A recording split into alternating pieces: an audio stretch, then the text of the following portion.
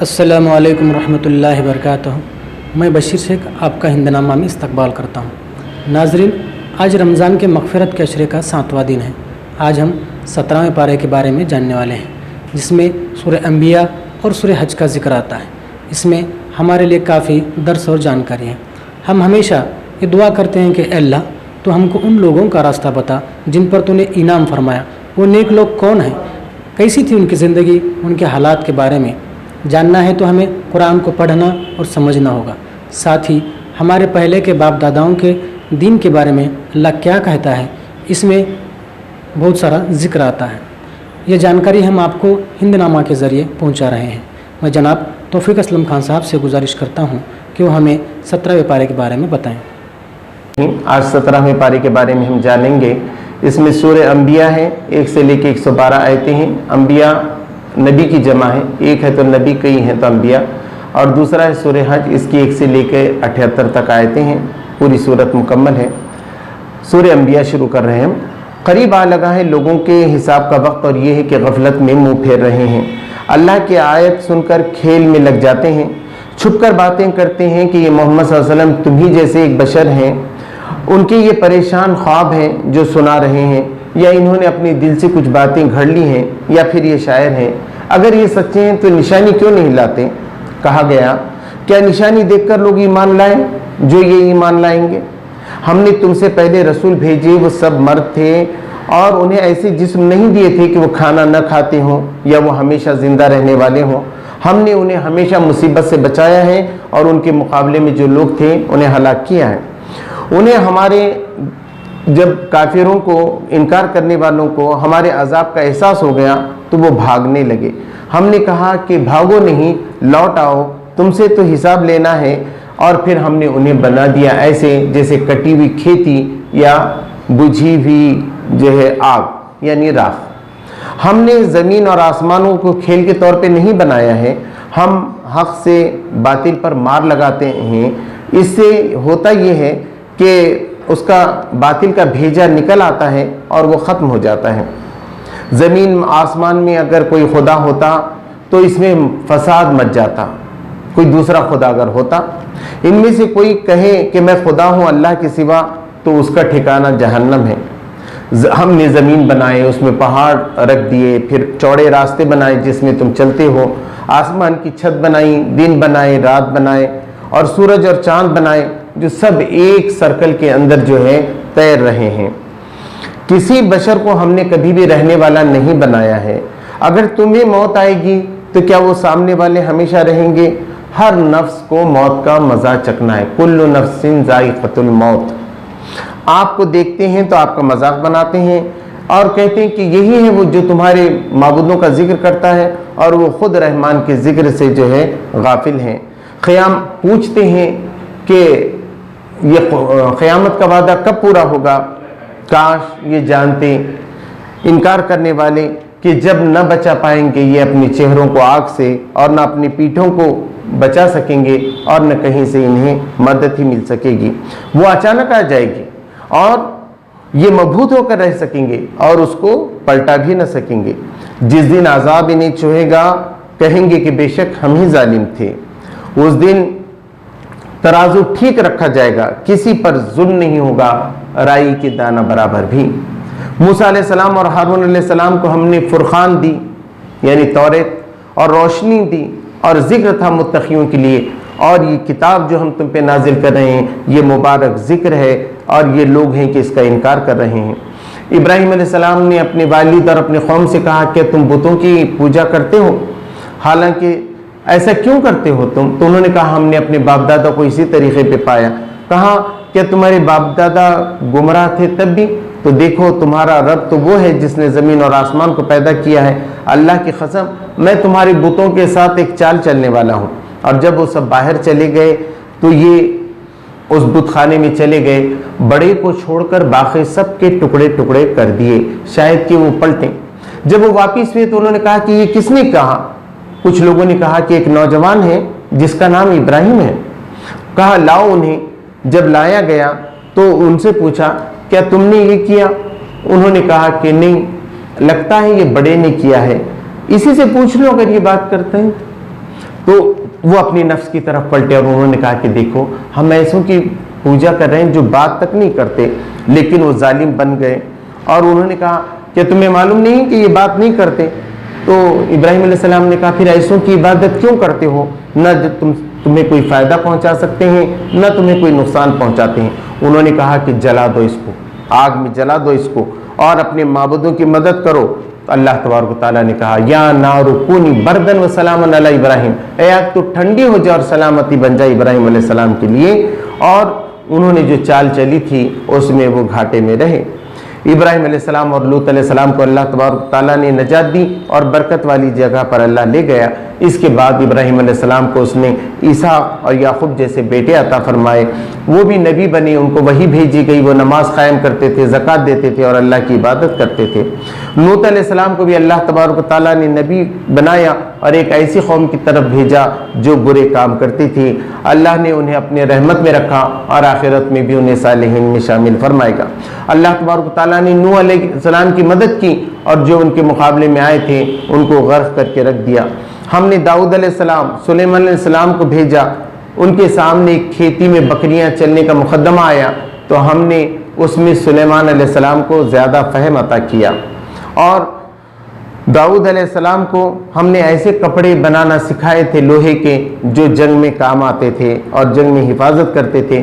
سلیمان علیہ السلام کے لیے ہم نے ہوا کو مسخر کر دیا تھا، وہ برکت والی جگہ پر ان کو لے جاتی تھی۔ ہم نے ان کے لیے جن بھی لگا دیے تھے ان کی خدمت میں، جو غوطہ لگاتے تھے اور موتیاں وغیرہ ان کے لیے نکالتے تھے، دوسرے بہت سے کام بھی کرتے تھے اور ہم سب اس کی حفاظت کر رہے تھے۔ ایوب علیہ السلام نے ہم کو پکارا کہ مجھے بیماری نے چھو لیا ہے اور تو ارحم الراحمین ہے، یعنی تو سب سے زیادہ رحم کرنے والا ہے۔ تو ہم نے اس کی مصیبت کو دور کیا اور اس کو مزید آل و اولاد سے ہم نے نوازا۔ اسی طریقے سے اس میں ذکر کرو اسماعیل علیہ السلام کا، ادریس علیہ السلام کا اور ذی الکفل کا۔ کچھ لوگ کہتے ہیں کہ ذی الکفل جو ہے وہ گوتم بدھ بھی ہو سکتے ہیں، کچھ مفسرین کا خیال ہے۔ پھر کہا کہ ذکر کرو اس میں مچھلی والے کا، یعنی یونس علیہ السلام کا۔ وہ غصے سے نکلا، اس نے سمجھا شاید ہم اس کو نہ پکڑیں گے، پھر اس نے اندھیروں میں سے یعنی مچھلی کے پیٹ میں سے پکارا لا الہ الا انت سبحانک انی کنت من الظالمین، کہ پاک تو ہی ہے اللہ، تیرے سوا کوئی خدا نہیں، میں ہی ظالم تھا۔ ہم نے اس کو بچا لیا اور ہم اپنے ماننے والوں کو اسی طرح بچا لیتے ہیں۔ زکریا علیہ السلام نے جو ہے دعا کی، اللہ تبارک تعالیٰ نے ان کو یحییٰ جیسا بیٹا دیا۔ وہ دونوں بھی اللہ کا تقوی اختیار کرتے تھے، اللہ سے ڈرتے تھے۔ وہ مریم علیہ السلام کا ذکر ہے، وہ جس نے اپنی عفت کی حفاظت کی، اللہ نے اس کے پیٹ میں روح پھونکی اور اس کو بیٹے کی نشانی دی۔ نیک لوگوں کو قیامت کے دن کوئی گھبراہٹ نہ ہوگی، فرشتے ان کے ساتھ ہوں گے اور آسمان کو ہم اس طریقے سے لپیٹیں گے جیسے تومار میں کاغذ لپیٹتے ہیں، جیسے آج کل ہمارے کپڑے تھان میں جیسے لپیٹتے ہیں ویسے آسمان کو لپیٹا جائے گا۔ ہم نے زبور میں نصیحت کے بعد یہ لکھ دی تھی کہ ہم اپنے نیک بندوں کو ہی زمین میں خلافت دینے والے ہیں۔ اس کے بعد وہ مشہور آیت ہے وما ارسلناک الا رحمتا للعالمین، کہ ہم نے تمہیں سارے عالموں کے لیے نبی صلی اللہ علیہ وسلم رحمت بنا کر بھیجا ہے۔ نبی صلی اللہ علیہ وسلم نے اللہ سے دعا کی اے میرے رب تو حق کے ساتھ فیصلہ فرما دے، اور ہمارا رب مہربان ہے، اسی سے مدد طلب کی جاتی ہے ان باتوں پر جو تم بناتے ہو۔ یہاں سورہ انبیاء ختم ہو گئی، اب سورہ حج شروع ہو رہا ہے۔ اے لوگوں ڈرو اپنے رب سے، قیامت کا زلزلہ بہت بڑی چیز ہے۔ ہر دودھ پلانے والی بھول جائے گی جس کو وہ دودھ پلا رہی تھی، ہر حاملہ اپنا حمل گرا دے گی، اور تو دیکھے گا کہ لوگ نشے میں ہیں لیکن وہ نشے میں نہ ہوں گے بلکہ وہ اللہ کا سخت عذاب ہوگا۔ اے لوگوں اگر تم شک میں ہو کہ دوبارہ اٹھائے جانے والے ہو تو ہم نے پیدا کیا تم کو مٹی سے، پھر نطفے سے، پھر جمے ہوئے خون سے، پھر تمہاری گوشت کی بوٹی بنائی، صورت والی بھی ہوتی ہے اور بغیر صورت کی بھی ہوتی ہے، پھر تمہارے ماں کے پیٹوں میں رکھا جب تک چاہا، پھر تمہیں بچہ بنا کر نکالا، پھر تم کو جوانی تک پہنچا دیا، اور کسی کو جوان ہونے سے پہلے ہی ہم اپنے پاس بلا لیتے ہیں، اور کسی کو ہم بہت عمر دیتے ہیں کہ وہ نکمی عمر کو پہنچ جاتا ہے کہ سب جاننے کے بعد بھی کچھ نہ جانے۔ ہم نے آسمان سے پانی اتارا، اس کے ذریعے سے سبزہ اگایا اور اسے بہت خوبصورتی دی، بارونق کیا، بس ہم مردوں کو ایسے ہی اٹھانے والے ہیں، اللہ اس کی قدرت رکھتا ہے۔ کوئی شخص ہے جو کنارے پہ کھڑے رہ کر عبادت کرتا ہے، اگر عبادت سے اس کو بھلائی پہنچی تو بڑا خوش ہوتا ہے، اور اگر کوئی مصیبت آ جائے تو الٹا پھر گیا۔ تو بہت ہی گھاٹا اٹھایا اس نے دنیا میں بھی اور آخرت میں بھی، اور یہ تو کھلا گھاٹا ہے۔ اللہ کے علاوہ وہ ایسوں کو بلاتے ہیں جو نہ ان کو فائدہ پہنچاتے ہیں اور نہ نقصان پہنچاتے ہیں، بلکہ ان کا نقصان زیادہ ہے ان کے فائدے سے۔ جو لوگ ایمان لائیں، عمل صالح کریں، ان کے لیے جنتیں ہیں جس کے نیچے نہریں بہتی ہیں۔ اللہ جو چاہتا ہے کرتا ہے۔ جسے احساس ہے کہ اللہ اس کی مدد نہیں کرتا تو اسے چاہیے کہ وہ ایک رسی باندھے آسمان میں اور اس رسی کو کاٹ دے، تو دیکھیں اس طریقے سے، اس تدبیر سے اس کا غصہ ٹھنڈا ہو جائے گا۔ اللہ سارے لوگوں کے درمیان اس انصاف سے فیصلہ کرتا ہے۔ کیا تم نے دیکھا نہیں اللہ کو سجدہ کر رہی ہے زمین کی ہر چیز اور آسمان کی، سورج اور چاند اور تارے اور پہاڑ اور درخت اور جانور اور بہت سے انسان، اور اکثر پر عذاب کا فیصلہ پکا ہو چکا ہے۔ دو گروہ آپس میں لڑ رہے ہیں، انکار کرنے والوں کے کپڑے آگ کے کاٹے جا چکے ہیں اور ان کے سر پر کھولتا ہوا پانی ڈالا جائے گا جس سے ان کی آنتیں اور ان کا چمڑا پگھل جائے گا، اور لوہے کے گرز ہوں گے، وہ ان کو پکڑے رہیں گے، وہ جہنم سے نکلنا چاہیں گے، پھر اس میں ڈھکیل دیے جائیں گے۔ ایمان لانے والے اور عمل صالح کرنے والوں کے لیے جنتیں ہیں، اس کے لیے نہریں ہیں، اور انہیں کنگن پہنائے جائیں گے سونے اور موتی کے، اور ان کا لباس ریشم کا ہوگا۔ ہم نے ابراہیم علیہ السلام کو کہا کہ اس بیت کی، اس گھر بیت اللہ کی پاک صاف رکھو، شرک سے تم بچو اور اس کو پاک صاف رکھو، طواف کرنے والوں کے لیے، قیام کرنے والوں کے لیے، رکوع کرنے والوں کے لیے، سجدہ کرنے والوں کے لیے، اور حج کے لیے آواز دو تاکہ دور دراز سے لوگ آئیں پیدل چل کر اور دبلی اونٹنیوں پر، اور یہاں کے فائدے دیکھیں، اور جو جانور ہم نے دیے ہیں اس پہ اللہ کا نام لیں، خود بھی کھائیں اور دوسروں کو بھی کھلائیں، پھر اپنے میل کچیل کو دور کریں، اپنی نظریں پوری کریں اور بیت عتیق یعنی کعبۃ اللہ کا طواف کریں، بچوں بتوں سے اور بچوں گندگی سے۔ ہر قوم کے لیے قربانی کا ایک طریقہ ہے۔ قربانی کے اونٹوں میں اللہ نے ایک شعار رکھا ہے، اور ان کو لائن میں کھڑے کر کر ان کو ذبح کرو، اور جب ان کی پیٹھ زمین کو لگ جائے تو خود بھی کھاؤ اور دوسروں کو بھی کھلاؤ۔ اللہ کو نہ تمہارا گوشت پہنچتا ہے نہ تمہارا خون پہنچتا ہے، بلکہ اس کو تو تمہارا تقویٰ پہنچتا ہے۔ جن پر ظلم ہوا ہے، جو گھروں سے نکالے گئے ہیں، انہیں اب جنگ کی اجازت دی جا رہی ہے۔ اگر اللہ چاہتا ایک دوسرے سے ہٹائے لوگوں کو، اگر نہ ہٹاتا تو یہ جو خانقاہیں ہیں یہ تباہ ہو جاتی، گرجے جو عیسائیوں کے ہیں یہ تباہ ہو جاتے، عبادت خانے جو یہودیوں کے ہیں وہ خراب ہو جاتے، اور مسجدیں جو ہیں یہ ڈھا دی جاتی جس میں اللہ کا سب سے زیادہ ذکر کیا جاتا ہے۔ تو اللہ اسی لیے ایک دوسرے کو بدلتے رہتا ہے۔ اللہ اس کی مدد کرتا ہے جو اللہ کی مدد کرتا ہے۔ تم جھٹلاتے ہو تو کوئی بات نہیں، اس سے پہلے قوم نوح، قوم عاد، سمود اور قوم ابراہیم، قوم لوط اور مدین والے سب جھٹلا چکے ہیں۔ ہم نے اللہ نے انہیں ڈھیل دی اور پکڑ لیا۔ یہ بستیاں ظالم تھیں، اوندھیں منہ پڑ گئیں۔ کتنے ہی خوبصورت نقشکاری ان کے محل تھے جو آج ویران پڑے ہیں، اور کتنے ہی کنویں ہیں جو آج ایسے ہی خالی پڑے ہوئے ہیں۔ بس کیا یہ زمین میں چلے پھرے نہیں ہیں کہ ان کے دل ہوتے جس سے یہ سوچتے، ان کے کان ہوتے جس سے یہ سنتے، جس کی آنکھیں ہوتی جس سے یہ دیکھتے؟ اصل بات یہ ہے کہ انسان کی آنکھیں اندھی نہیں ہوتی، بلکہ ان کے سینوں میں جو دل ہیں وہ اندھے ہوتے ہیں۔